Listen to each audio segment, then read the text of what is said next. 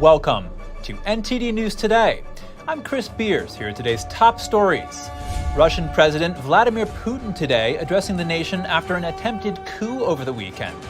European nations meanwhile assessing the situation. What do Russians think of this short-lived mutiny? Some residents of Moscow have weighed in. Another U.S. border official resigns.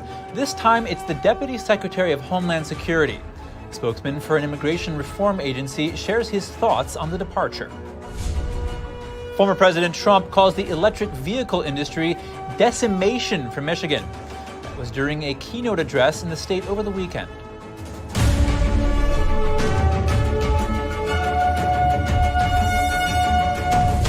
Russian President Vladimir Putin today addressing the nation for the first time since the end of the attempted Wagner coup.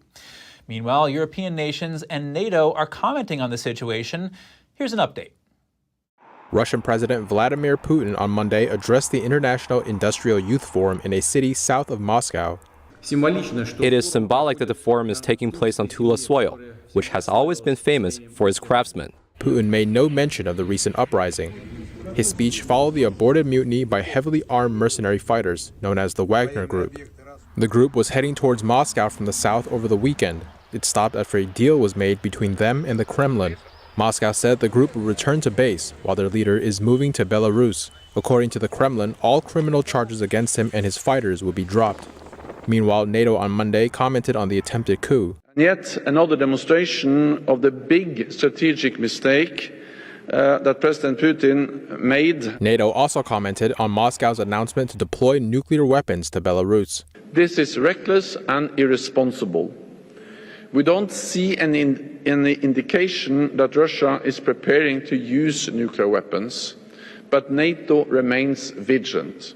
The British Prime Minister said the UK is in contact with the US, Germany, and France. It's obviously too early to predict with certainty what might happen as a result of this, but I'm in close touch with our allies and we're monitoring the situation closely. Also on Monday, EU foreign ministers met in Luxembourg to discuss more support for Ukraine. Germany's foreign minister says it's unclear what's happening in Russia.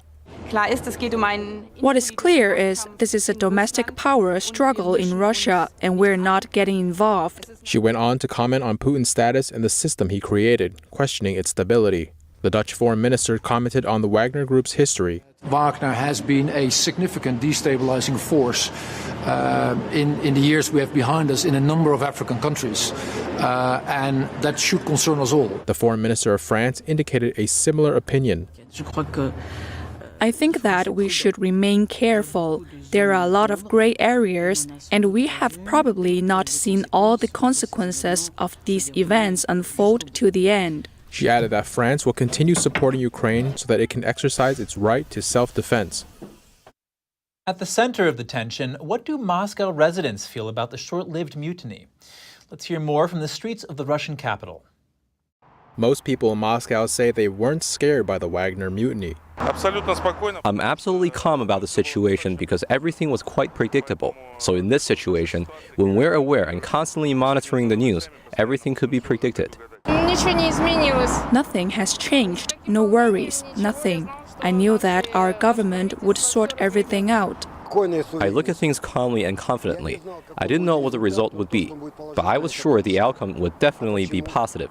A small group of people say they are baffled by the situation, though still believing things will eventually get under control. Everyone is speculating. Everyone is confused. We need to understand what is going on exactly. We need someone to explain to us what is going on exactly. I'm nervous, yes, because the situation was unclear. I was worried, but we didn't lose hope that the situation would get back on track. Despite the withdrawal of rebellion, the weekend's crisis is seen as one of the biggest challenges to Putin's rule after more than 2 decades. The Russian leader vowed to punish those behind the revolt, but didn't make any public comment. The future of the Wagner Group's chief is now uncertain. But let's take a look at how he got to this point and the road Yevgeny Prigozhin took from convict to mercenary group boss. The 62-year-old has for decades been known as Putin's chef. That's from filling catering contracts for the Kremlin. After he finished serving a long prison sentence in the 1980s, Prigozhin re-established himself in Russia by first selling hot dogs in his hometown. He moved to owning a steak-in supermarket chain and then went on to own his own restaurant and catering company. He was soon hosting city dignitaries, including then-Deputy Mayor Vladimir Putin.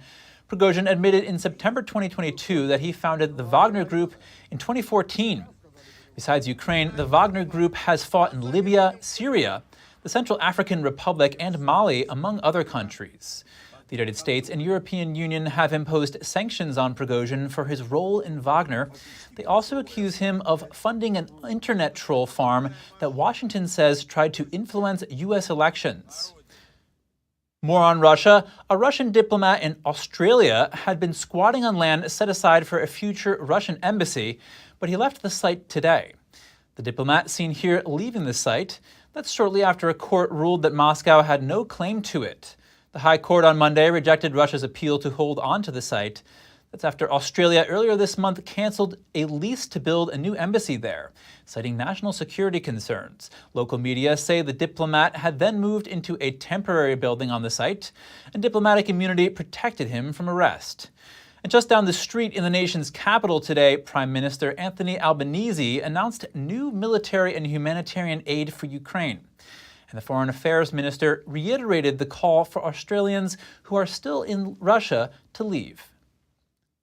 Former President Trump slammed the electric vehicle industry during a keynote speech in Michigan over the weekend. He cautioned that the state's auto industry is in peril. Driven by his ridiculous regulations, electric cars will kill more than half of U.S. auto jobs and decimate the suppliers. They're being decimated already. Decimate the suppliers.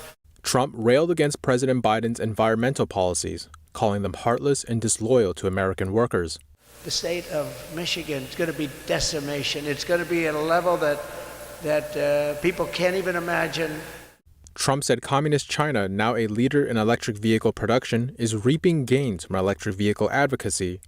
The governor of your state is now giving away hundreds and hundreds and hundreds of millions of dollars of Michigan taxpayer money to Chinese companies, and one in particular called Grosjean, to build batteries in Michigan. Biden won Michigan in the 2020 election, flipping one of the states that Trump carried in 2016. Trump expressed confidence in winning the state back in 2024. They want to take away my freedom because I will never let them take away your freedom. The great silent majority is rising like never before. Trump received the Oakland County GOP's Man of the Decade Award, which he also received in 2013. The event program said the attendance record broke the original record when Trump last visited. I'm here because I support Trump, and I think that he is the best person to do what needs to be done in our country. Also among attendees, Michigan Republican Party Chair Christina Caramo highlighted the importance of the upcoming election. This is going to be important for every American to get involved, and you not just showing up and voting to scrutinize the information, look at the candidates, who's backing the candidates. That's also very important information, because if evil people are backing somebody, you better trust and believe they're no good. Amid a record-breaking influx of illegal immigrants into the United States, 4 more of President Biden's top border officials have quietly resigned in just the past 2 weeks. That brings the total to 7 in recent months, along with speculation about the reasons for their departure. The latest came just this week from the Deputy Secretary of Homeland Security, John Tien. He announced he was leaving only a year after his appointment. Tien is a highly decorated U.S. Army veteran who served as National Security Council Director under the Obama and Bush administrations. He said he was leaving to spend more time with his family. The senior spokesman for the Federation for American Immigration Reform doesn't think that explanation adds up. Ira Melman says it ranks right up there with "my dog ate my homework." He speculated on Tien's resignation by adding, "There comes a time when you have to look yourself in the mirror and say, I just can't do this anymore." Melman said he was referring to what he described as absolute chaos spreading through the United States under Biden's open border policy. After the break, arguably the most foretasted recession in U.S. history has stubbornly refused to appear. Why? And manufacturing giant 3M settles an environmental lawsuit for $10.3 billion.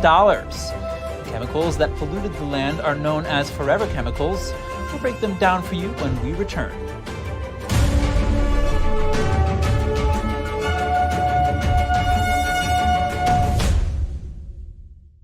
Did you know ESG is impacting every part of your life? From rising gas prices to global food shortages to out-of-control inflation, even losing your freedom of speech and being censored on the internet. It's all being driven by ESG ideology. Who's in control? What can you do about it? Find out in The Shadow State, the first documentary exposing ESG. The ESG movement of governments and corporations operates in the shadows. Only the light of truth can expose it. Watch The Shadow State documentary, streaming now. I don't think that many kids in my son's school even do it. He makes fun of his friend who vapes. He would never try it. She's into soccer. She's on the honor roll. She's just not the type. No way. No way. No way. No way, my kid would never vape. Get your head out of the cloud. Today, nearly 8,000 kids will start vaping. Maybe even yours. Learn about the dangers at talkaboutvaping.org. Tired of scrolling Netflix? Trying to find something that's worth watching? Want to skip the censorship in mainstream media? Well, now you can with Epic TV. New exclusive content every day with over 100 never-before-seen movies, films, and documentaries. Available and streaming now at your fingertips. For a limited time now, you can get 60% off Epic TV by subscribing or upgrading to a yearly plan. Plus, get an additional $10 credit to rent featured movies on Epic Cinema today. Skip mainstream narratives and find quality family entertainment from the comfort of your very own home. Say no to big tech and subscribe to Epic TV.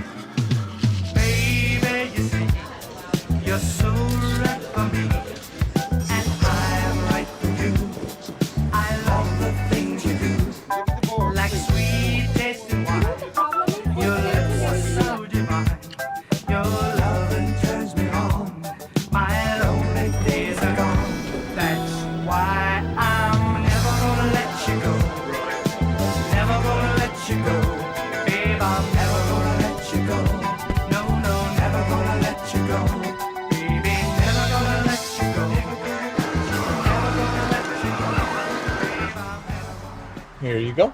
Thank you. Thank you.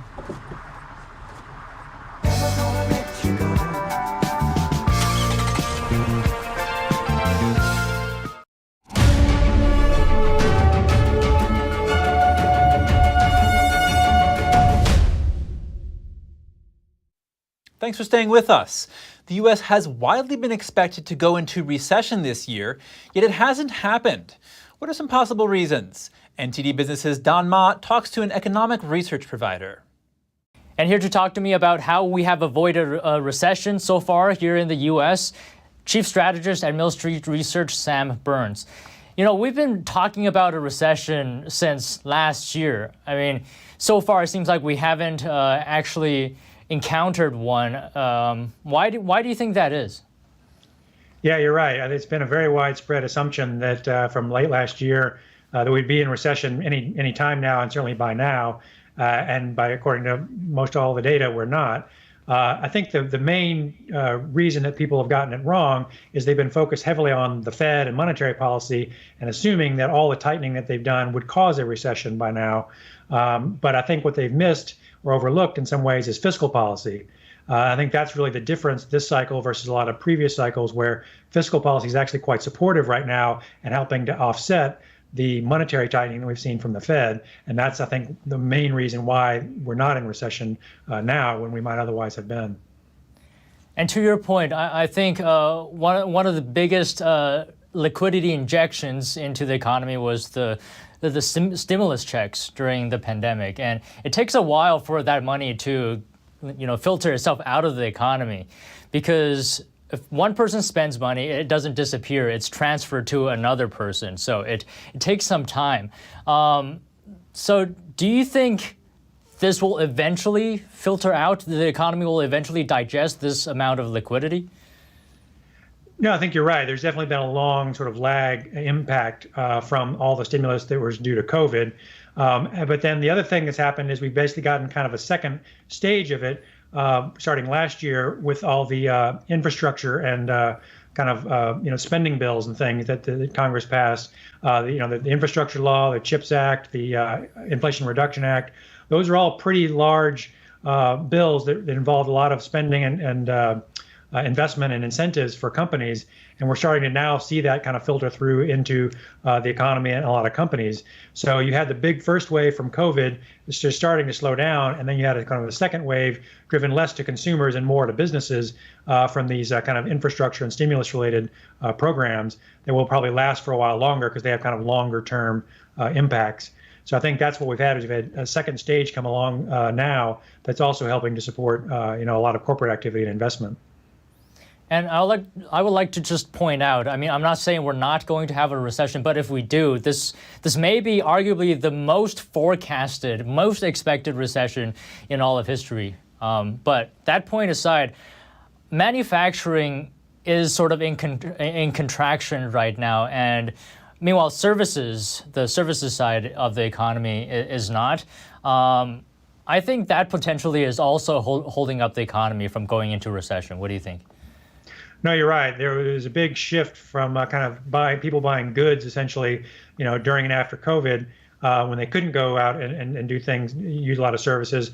And now it's gone the other way where the spending on services has really jumped up. A lot of travel, entertainment, going out, all those kinds of things are really seeing pretty strong spending. And I see that when I look at analyst earnings activity for a lot of the companies that are involved in travel and entertainment and things like that. So there's definitely a lot of that going on right now, people wanting to go out and do things that they couldn't do the last couple of years. So from the consumer side, that's very much what's driving spending right now. And the fact that the labor market is still strong and wages are still pretty strong means that there is money available to do that in the economy. So you have a strong job market and you have some of this kind of corporate infrastructure-led spending. I think those two things are really helping offset the impact of higher rates from the Fed. All right, thank you for talking with me today, Sam. My pleasure. Manufacturer 3M is paying $10.3 billion over allegations of contamination from so-called forever chemicals. The settlement is for a lawsuit filed by the city of Stuart, Florida. The city alleges that 3M's firefighting foam polluted its soil and groundwater. We spoke with Kelly Walker, a former USDA soil scientist, about the chemicals formerly known as polyfluoroalkyl substances, or PFAS. Kelly Walker, thank you for joining us. Glad to be here. Thank you. Kelly, PFAS are colloquially known as forever chemicals. Are they actually forever chemicals, or do they break down at some point? What's your take? It's a bit of a misnomer. They will break down over a long period of time, but they're just very complex molecules, and there are a number of steps to breaking them down. So there are a number of factors to consider, but the quickest way to take care of them, since they were created synthetically by humans, is to figure out how to break them down in human fashion. Now, how do we remediate soil and water contaminated with PFAS? Sure. Well, there's one strategy that would come into my sphere because I trained under the Department of Defense in soil and water remediation, and it's to use certain types of clays and humic acids, which come from organic matter, and they don't break apart the molecules. What they do is absorb them, or you think of almost like these substances are magnets pulling the chemicals in. So they immobilize them, take them out of the water solution so that they can't be taken up by plants and animals. So that's a possibility there. And it's kind of similar to, say, like a reverse osmosis filter. These are things that can be done in the environment. It's helpful. And, that can be done. But the question is, how do we do this when they're so ubiquitous throughout the environment? And how do we take them out of bodies? Those present challenges. Now, 3M has said that they would actually stop producing PFAS by 2025. In your mind, is that actually necessary? I mean, these chemicals are used in all kinds of things, from Teflon coating to rain-resistant coats, paints. You know, if we actually stop producing them, it could really change things for consumers. So do you think that's necessary, or is there another way forward? What do you think?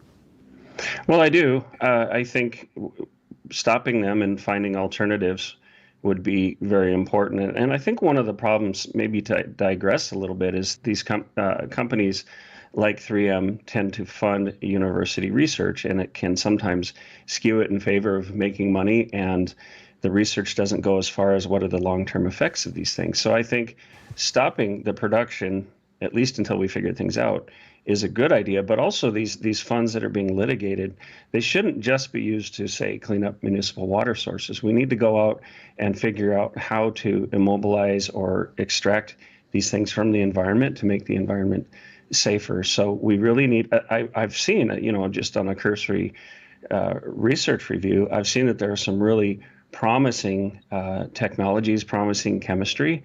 And I think some of that money that's going into the university should not be just to develop new and better chemicals, but to say, how do we deal with the problems we've already created? Because these substances have been around for 70 or 80 years. Yeah, that sounds like a pretty good solution there. Kelly Walker, former soil scientist for the USDA, thank you very much for your time. Thank you for having me. Smoke from wildfires in Canada covered the city of Montreal in smog yesterday. It led to several event cancellations and the city clinching most polluted air in the world status, according to an air quality index. IQ Air is a Swiss group that measures air quality levels. It said Montreal had the most polluted air in the world as of 2 a.m. this morning. Montreal's Ironman triathlon was canceled yesterday, and local authorities said outdoor sports facilities and swimming pools would be closed. Canada is grappling with an alarming surge in forest fires as the number of active blazes reached a staggering 465 across the country. That's according to the Canadian Interagency Forest Fire Center. Next up, could the U.S. pull supply chains out of China by shifting them to India? When we come back, we'll explore the possibility with a geopolitical analyst, how feasible it is, and how it would affect the world. And South Koreans are hoarding salt and seafood. That's ahead of a controversial action by Japan. We'll have the details soon when we return.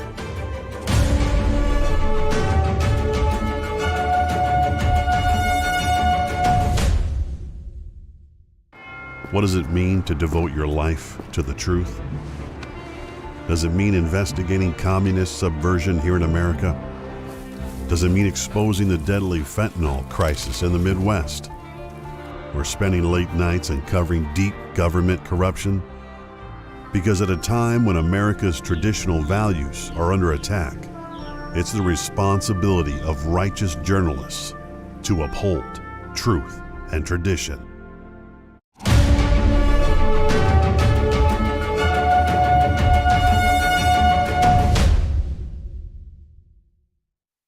Welcome back.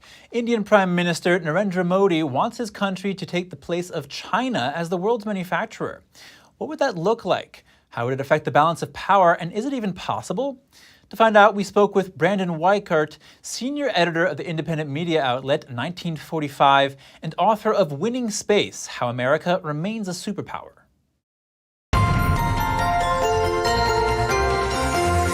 Brandon Weichert, thank you for joining us. Thank you for having me. Brandon, there's talk of India replacing China as the world's manufacturer. In your mind, is this a real possibility, or is this more of a pipe dream? Well, it's a possibility in the sense that they could certainly do more, but it's also somewhat of a pipe dream only because India's infrastructure, at least for now, and they're working on really redoing the infrastructure there, but that's going to take years. It would help us out in terms of diversifying and not being so dependent on the Communist Party of China for some of our most critical things. But there is a natural limit until the Indian infrastructure can be totally revitalized. I don't know if that's going to happen anytime soon, though, given how much needs to be done. Now, Brandon, tensions are rising in the Indo-Pacific as China seeks to exert control over the region. How would increased reliance on Indian manufacturing change the dynamics in that area specifically?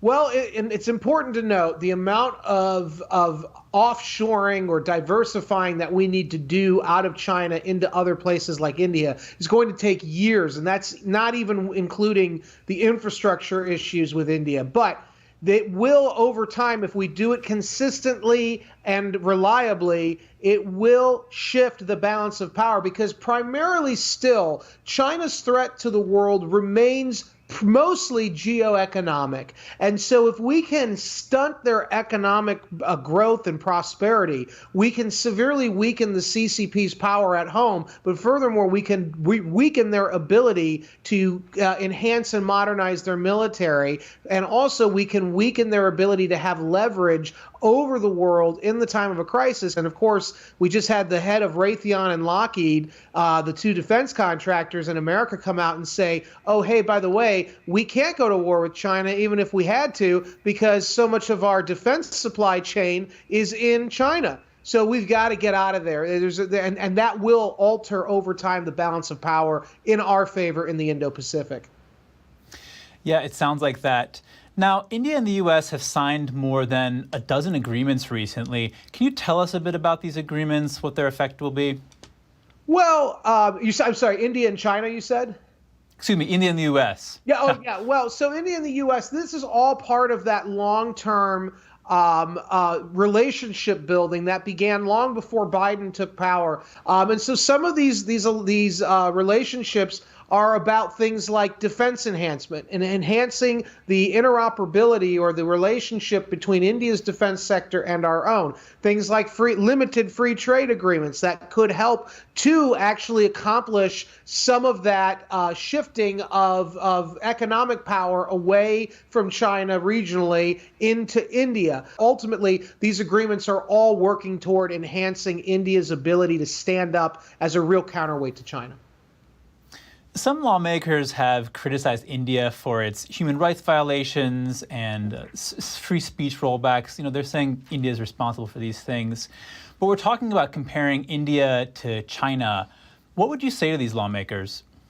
I would say that China is, and this is not hyperbole, if you look at what they're doing with the Uyghurs, for instance, if you look at how they treat the Tibetans and the Falun Gong, what China's doing to the 100 million strong Christian community in China, I would say that the Chinese are the closest thing to the Nazis that we have had since the Nazis. And India is, they're not even as bad as the Saudis are in terms of human rights violations. And we need the Saudis in the Middle East. We do business with them because we need them. The same is true of India. And with India, they're a democracy, which means that ultimately reform is very, very possible and probably easier than in any of these other countries in terms of human rights.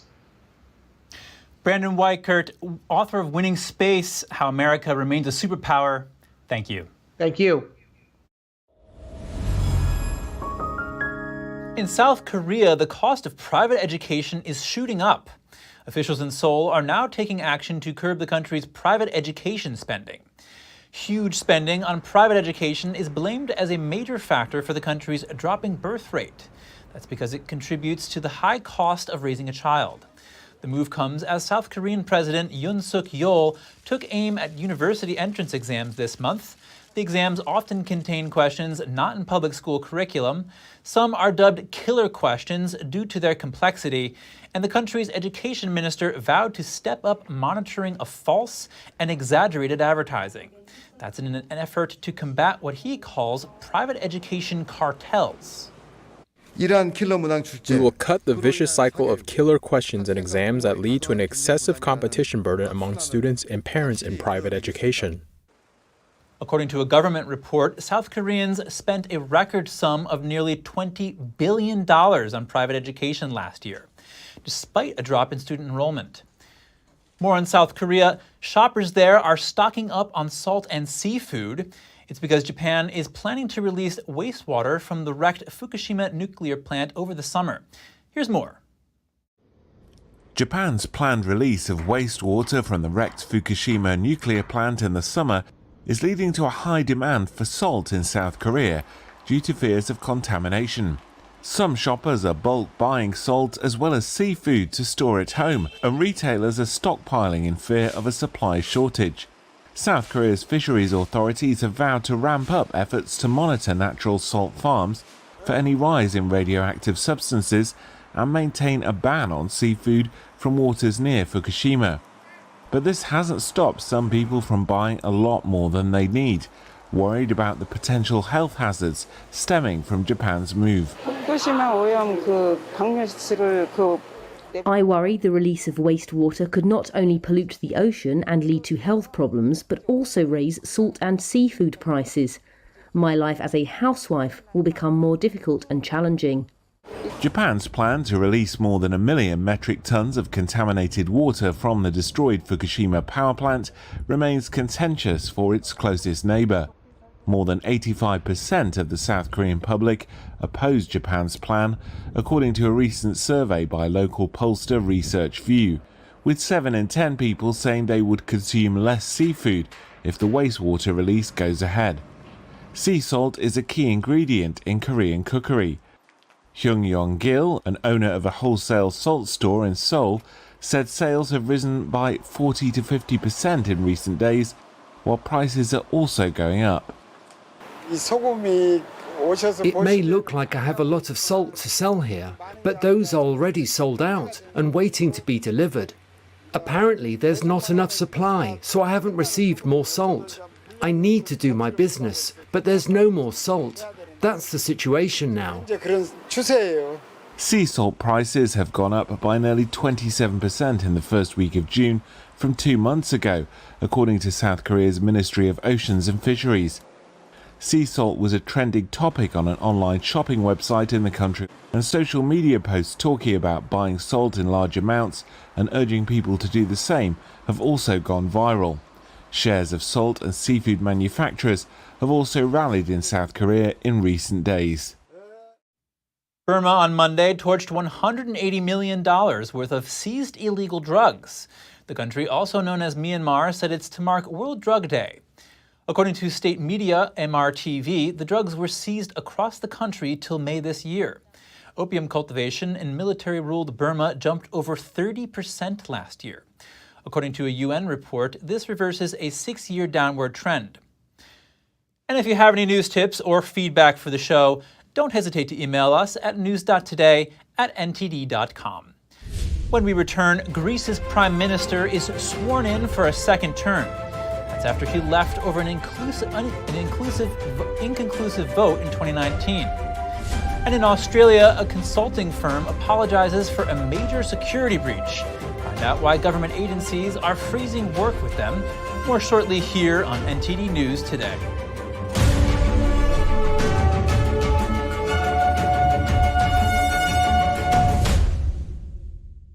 Shen Yun Creations, the streaming platform from Shen Yun, featuring world-class dance, past programs, and all original music.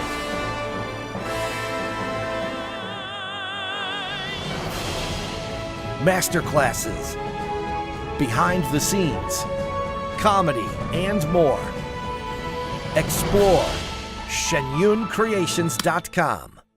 Stay tuned to get 2 rolls of alien tape free. You wouldn't stick your mother-in-law on the wall, but you could with alien tape. It just sticks. Just peel and stick to make anything stay in place quick. Brick, pavers, marble, tile, plastic, even leather. Nothing works better than alien tape.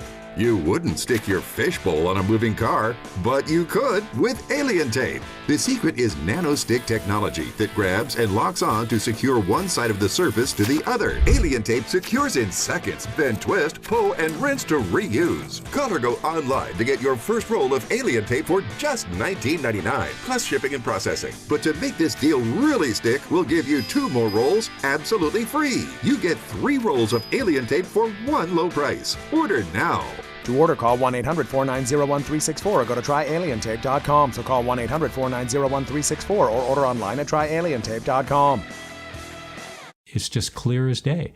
The media, whether it's broadcast, cable, or print media, has become extremely biased. And I started looking online for alternative ways to get information. And I saw an ad for a free trial. And I looked at it and I said, Epoch Times. I mean, come on, this is end of days type of stuff. I mean, what are they going to be talking about here? And I said, well, it's a free trial. Let me dig in. Is it giving me both sides? Is it giving me an objective point of view here? I have looked for opportunities to see where they might be biased, and I don't find it. It has given me a level of trust in media that I didn't think I'd ever get back. I love the Epoch Times because it has renewed my faith in the idea that a reliable, responsible, non-biased source of information is available. And I can say that I love it because of that. Hey Bobo, do trees tell each other stories? I'm sorry, I'm afraid I don't know that. Hey, why don't we go find out? Listen. Can birds draw pictures? I don't have an answer for that. Dad, do stars visit their friends? Look!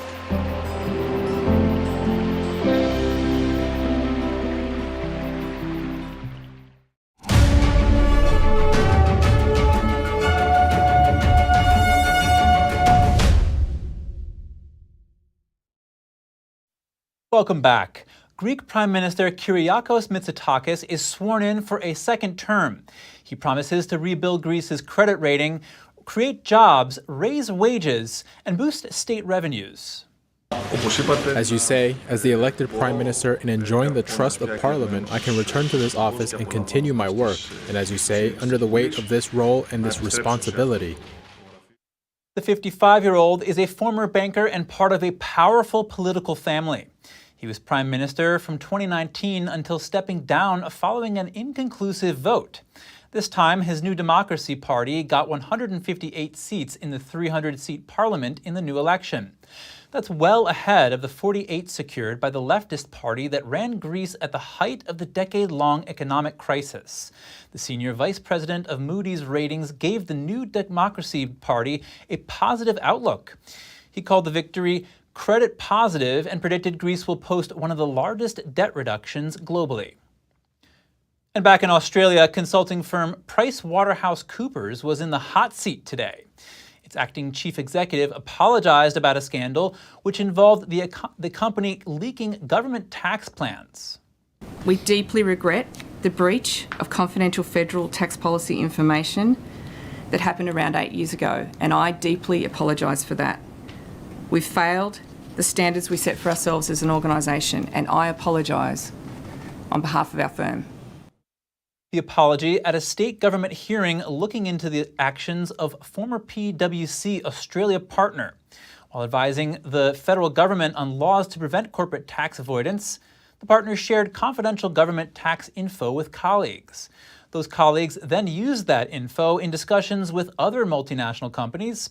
PwC says they will name any staff found to be involved in wrongdoing after an investigation. Previously, the firm's former chief executive resigned over his involvement. The scandal has led government agencies and major pension funds to freeze work with PwC. Twitter and other social media giants face the prospect of billions in fines from the Australian government. The country released new laws targeting misinformation and disinformation. Following a months-long process, the country's communications minister released the draft legislation.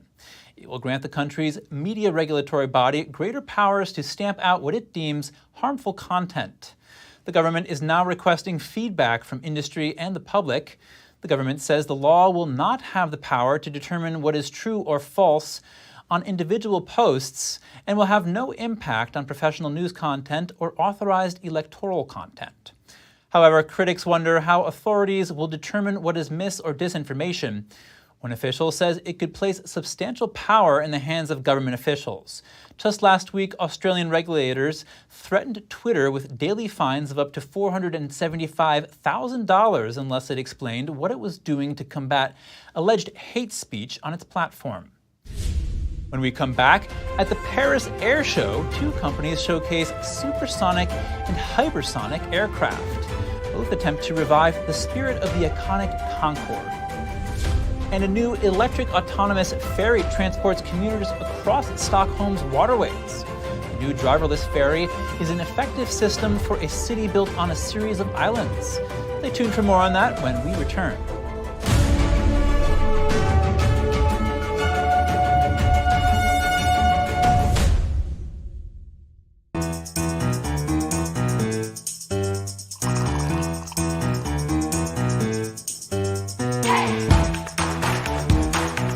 I'm Evelyn Lee. And I'm Kevin Hogan. The stories that need to be told, the voices that need to be heard, the truth that you need to see. Get unbiased and in-depth news. Don't miss a beat. I'm Stephanie Cox. At NTD, we're here for you.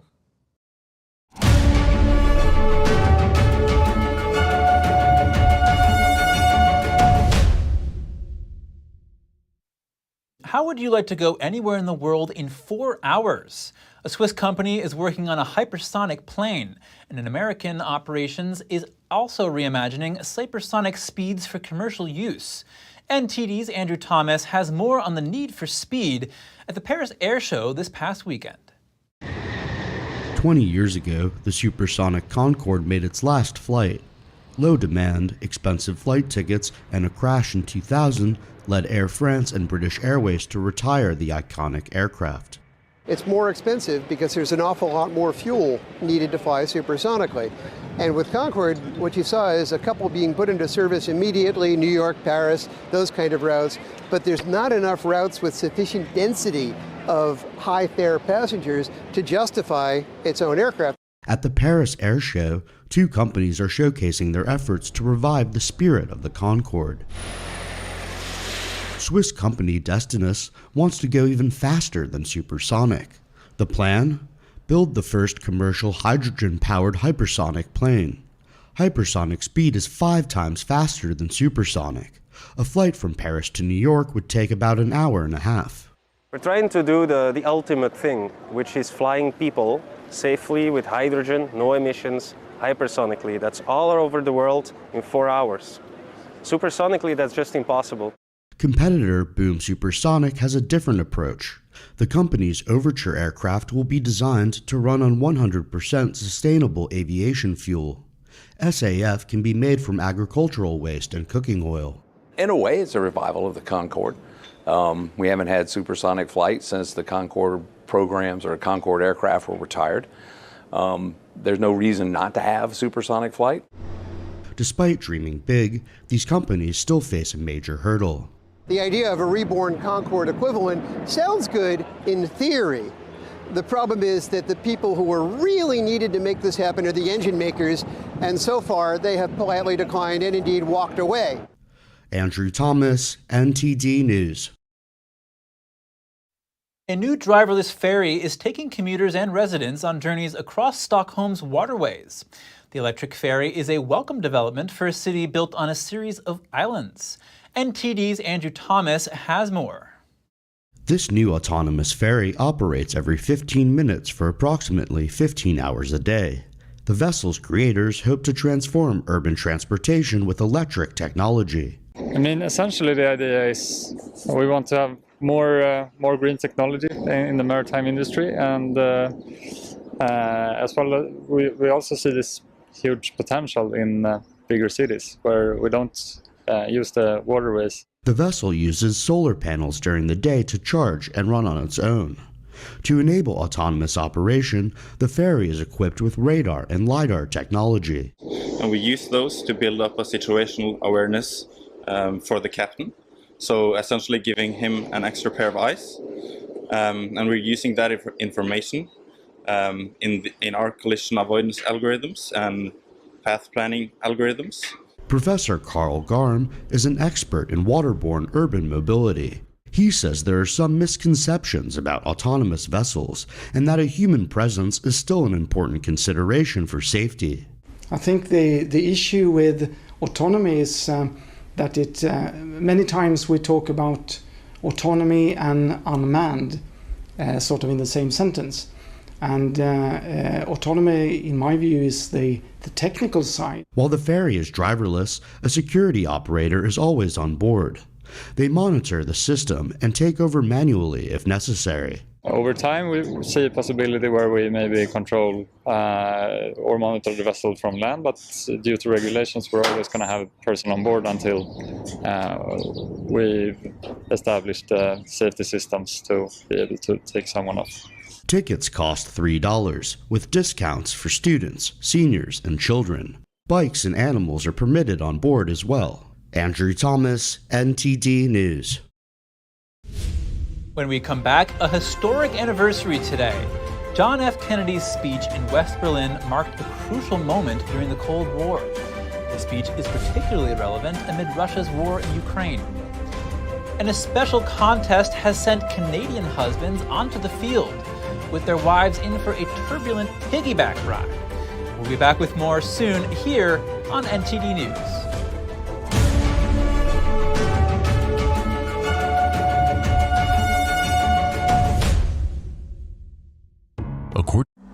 Life doesn't always give you time to change the outcome. Prediabetes does. 1 in 3 adults has prediabetes, but with early diagnosis, prediabetes can be reversed. And you can change the outcome. Take the 1-minute prediabetes risk test today. Go to doihaveprediabetes.com. It's a painting that is peaceful. There's a lot of beauty in it. And you forget about whatever you might be worried about.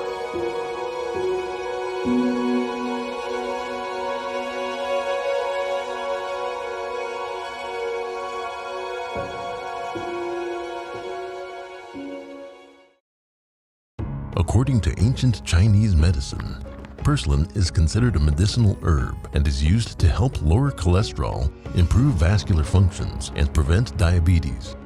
Perilla seeds can nourish the lungs and spleen. It is used to treat asthma and improve pulmonary functions. Puritang green vegetable omega-3 is made from purslane and perilla seeds from Hwangmae Mountain in South Korea. It contains over 90% of omega-3, 6, 7, and 9.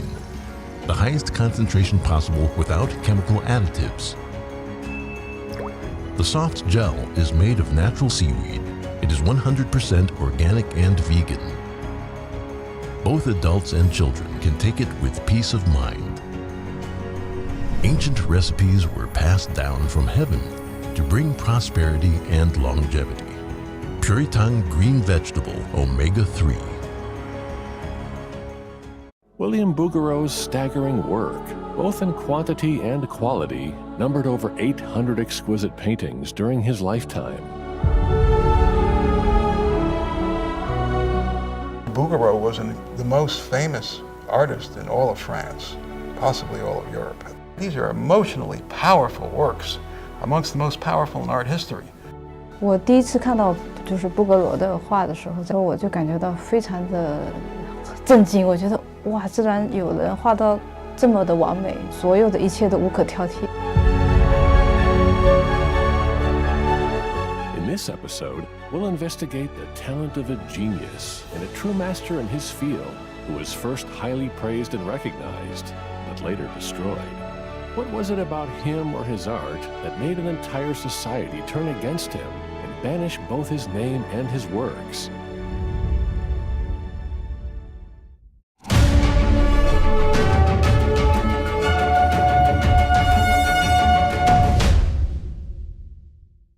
"60 years ago today, John F. Kennedy's visit to West Berlin marked a crucial moment during the Cold War. It was a turning point as tensions between the United States and the Soviet Union reached their peak. NTD's Andrew Thomas has the details on JFK's moving rhetoric. I am proud. American President John F. Kennedy gave an historic, celebrated speech in West Berlin 6 decades ago. The Berlin Wall had been built just 2 years earlier, creating a brutal divide in the city between the Allied West and Soviet East. He had just been to the Berlin Wall, and based on what he experienced there, he decided to totally rewrite his speech. That's how this emotional but also hard-hitting speech came about. Support for West Berlin, located deep inside communist East Germany, was critical. West Berlin, I think, was a very clear sign that what you associated with basic rights, with democratic rights, the right to vote, with freedom, peace, and hope, that you can't give up on these things. Kennedy's speech marked a crucial point during the Cold War. The democracies of the West would not let communist dictatorships spread across Europe. There is this incredible picture that shows that the streets were full of people. There are estimates that between 400 and 500,000 people were out on the streets. From young to old, all were represented there. They wanted to know what is their position of the USA in regard to their home city. Kennedy's speech is particularly relevant today amid Russia's war in Ukraine. Andrew Thomas, NTD News.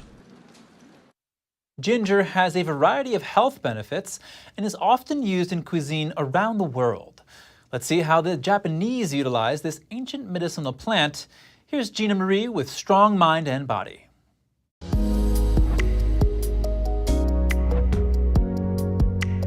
As we age, our brains age and decline too, but diet may be the key to preventing brain aging.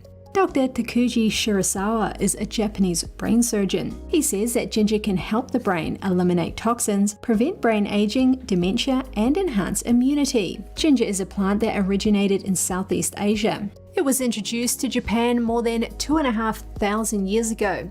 Ginger root is widely used in Japanese cuisine.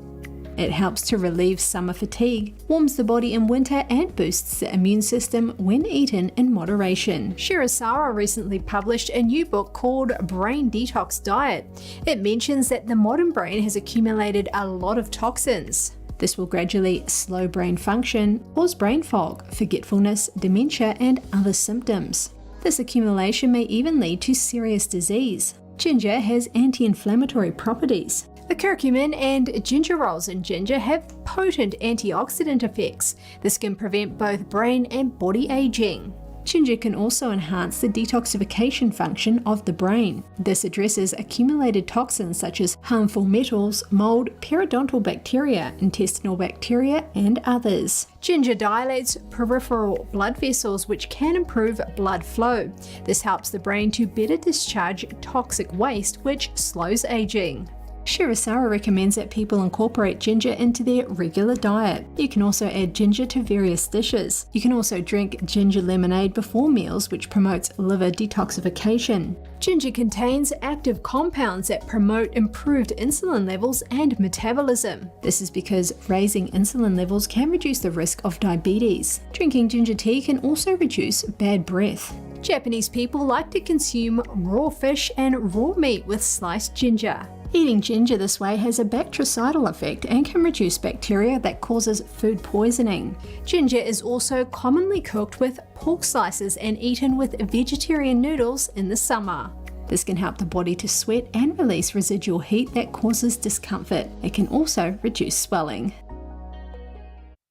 Here's something entertaining. A wife-carrying competition was held in Canada. Last weekend, brave couples competed against each other for the grand prize. Okay, here to the water. Let's give him a hand. By rule, the team member identified as the husband must run through a course filled with obstacles, carrying his wife or friend on his back. The distance is around 30 feet. This couple completed the course in the fastest time, and the prize was their weight in beer. I don't know how I found it on the internet that we have this festival here. And then we just registered and came here. We were really excited, and we were the ones who registered first because we were like, oh my god, that's so cool! The wife-carrying contest was part of the Scandinavian Midsummer Festival in Canada, but has its origins in Finland. Drone footage captured the moment a curious humpback whale followed a kayaker and swam alongside him. The encounter took place at Bondi Beach in Sydney, Australia. Wowee. He's right next to you. The footage was shot by drone pilot Jason Eagledon, who posted the video on his Instagram account. The whale was seen following the kayaker in shallow waters near the beachfront. A swimmer was also seen passing near the whale. Humpback whales historically migrate north from the southern ocean that circles Antarctica toward Australia's east coast. They make the trip from June to August. They live in oceans across the world and have one of the longest migrations of any mammal on Earth. Eagleton said the whale followed the kayaker all the way from another beach about a half-mile away. Thank you for tuning in today. I'm Chris Beers.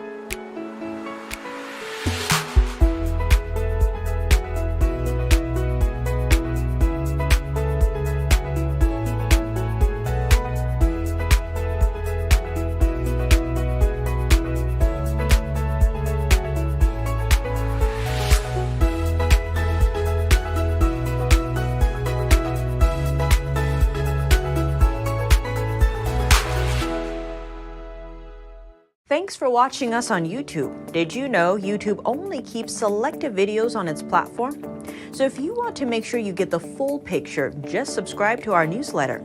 Go to newsletter.ntd.com and sign up. It's free.